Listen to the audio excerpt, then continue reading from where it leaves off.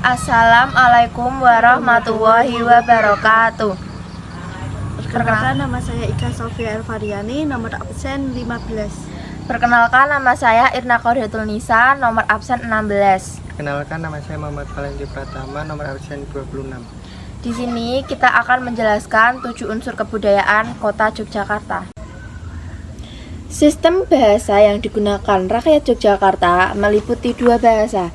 Yang pertama, bahasa Jawa dan bahasa Indonesia. Di sini saya akan menjelaskan tentang bahasa Jawa. Ada 4 ragam bahasa Jawa yang digunakan di daerah ini. Adapun 3 ragam itu adalah bahasa Jawa Ngoko, bahasa Jawa Krama, dan bahasa Jawa Madya. Orang-orang yang telah memiliki hubungan yang akrab biasanya menggunakan bahasa Jawa ragam Ngoko.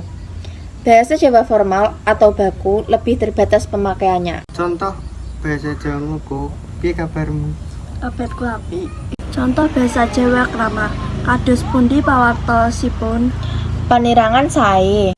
Contoh bahasa Jawa Madya. Dika kok sejak kesusu ngajak mulih kula wonten perlu napa to? Mboten napa-napa.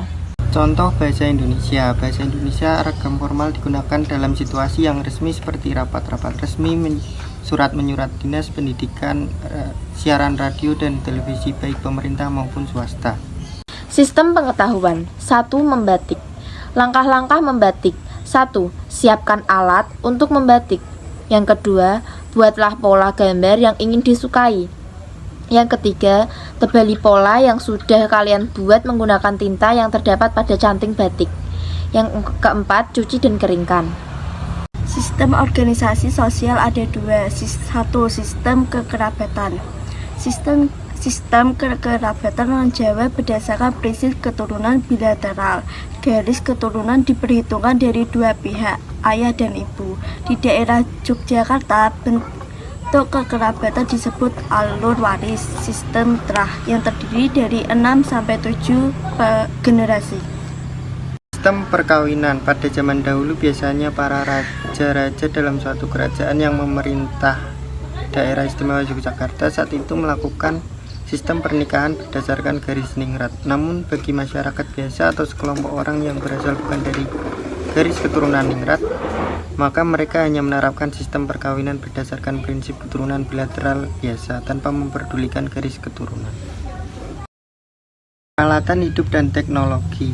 1. Keris adalah senjata tikam gugusan belati yang termasuk salah satu budaya khas Jawa. 2. Kendil adalah periuk kecil yang terbuat dari tanah dan digunakan untuk menyimpan dan memasak makanan.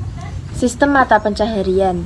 Sebagian besar sistem mata pencaharian di Yogyakarta disokong oleh hasil cocok tanam, berdagang, kerajinan wayang kulit, dan kerajinan anyaman, dan wisata.